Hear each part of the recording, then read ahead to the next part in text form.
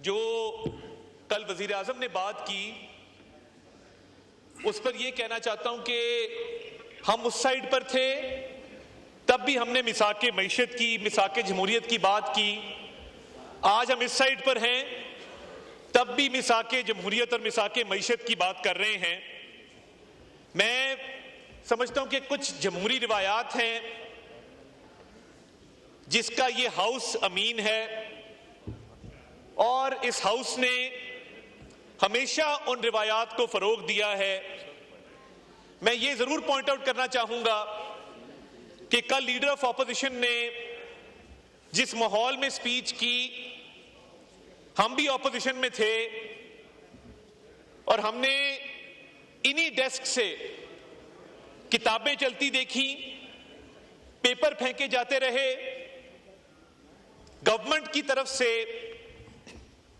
جب budget speech کی جاتی ہے تو احتجاج اپوزیشن کا حق ہے اور ہر اپوزیشن احتجاج کرتی ہے، اور یہ روایت چلی آ رہی ہے. ابھی میرے بھائی شاید خٹک صاحب بڑی اچھی تقریر کر رہے تھے، مگر یہ پہلی دفعہ ہوا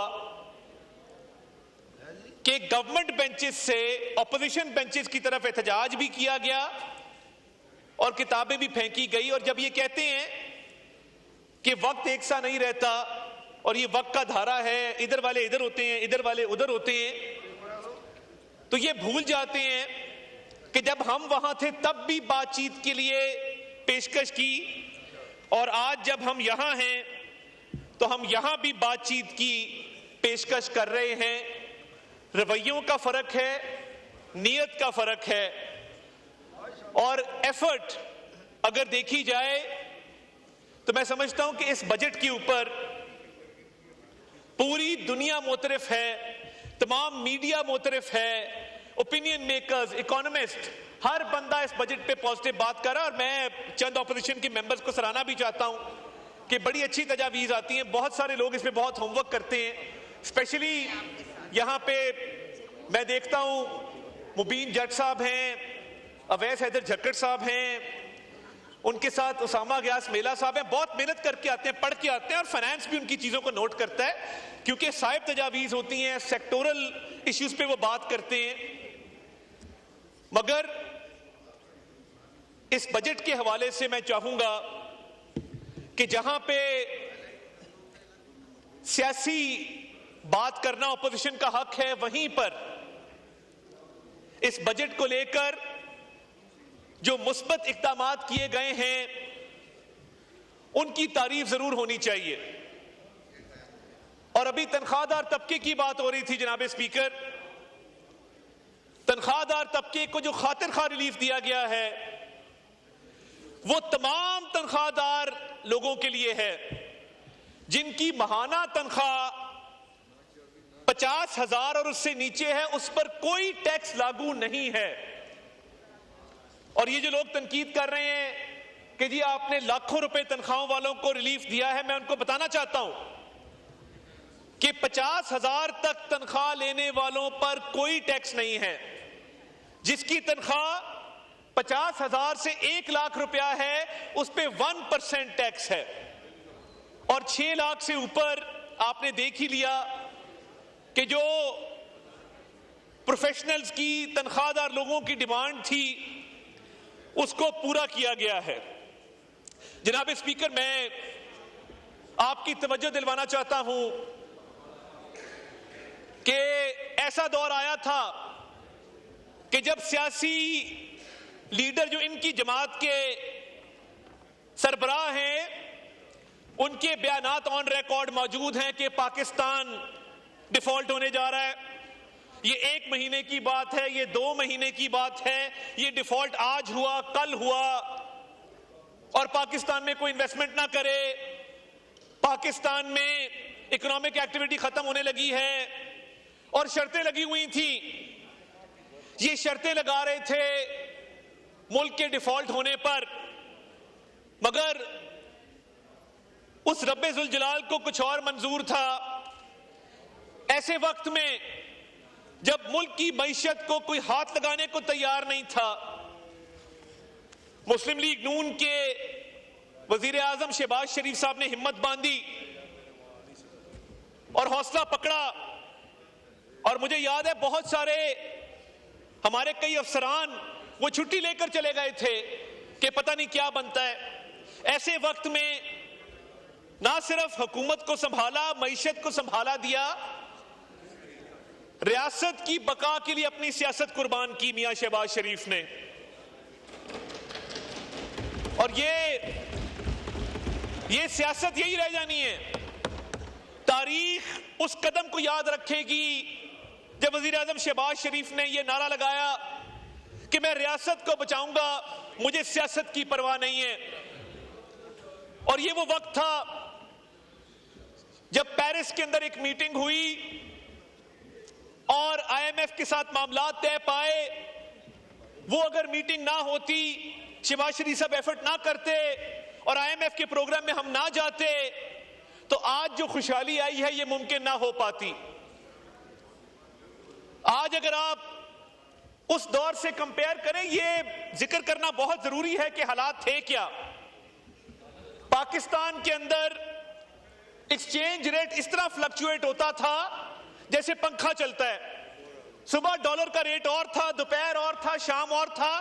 ذرا کاروباری طبقے کو پوچھئے جناب والا کہ وہ ایلسیاں نہیں کھلتی تھی ان کی، ایکسپورٹرز کا مال پورٹ پر پڑا ہوتا تھا، وہ ایکسپورٹ نہیں ہو سکتا تھا۔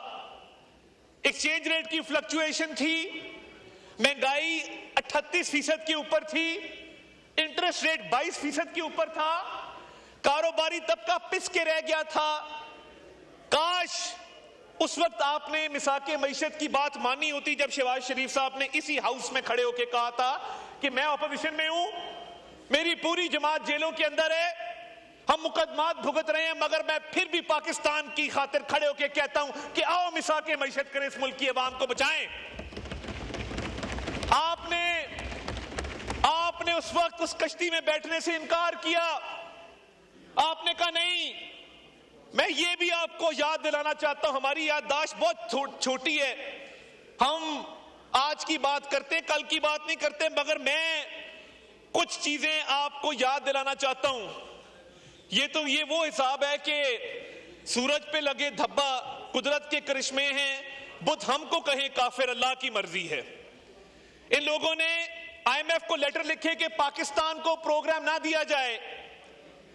ان کے وزراء خزانہ نے اس وقت آئی ایم ایف کو جو لیٹر لکھے، میں وہ بھی یاد دلانا چاہتا ہوں کہ جب آپ نے آئی ایم ایف کو لیٹر لکھے تو آپ چاہتے تھے کہ یہ ملک ڈیفالٹ کرے۔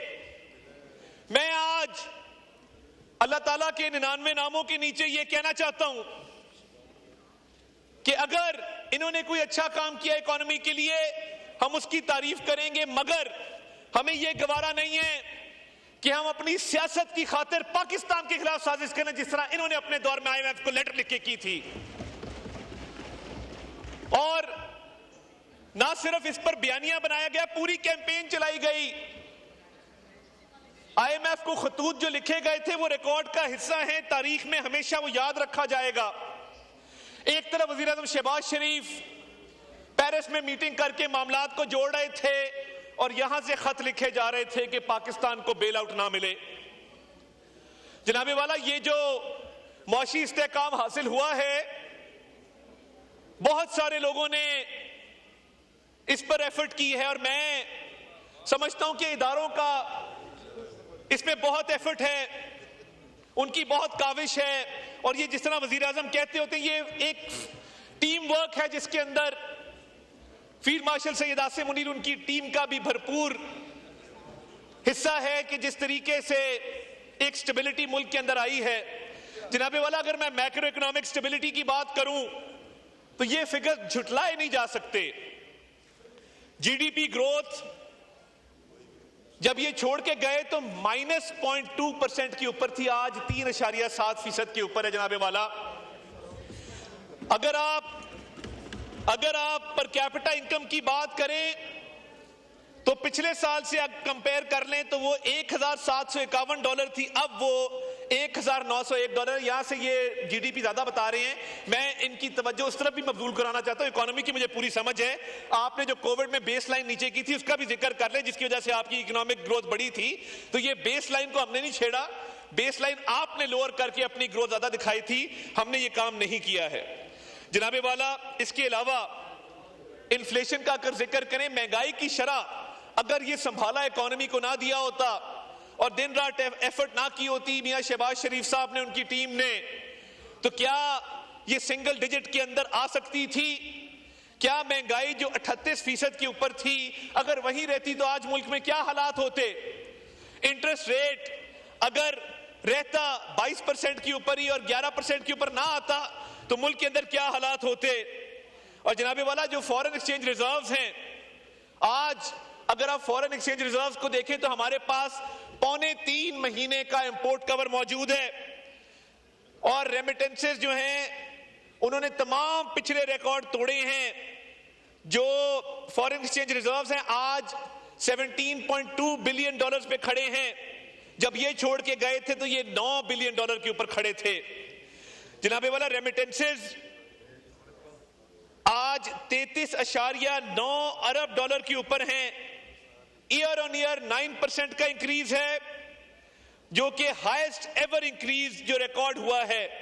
آج آپ اپنی آئی ٹی ایکسپورٹ کو دیکھ لیں, $3.8 بلین کی آئی ٹی ایکسپورٹس ہے جس میں فری لانسرز کا $995 ملین کی کنٹریبیوشن ہے.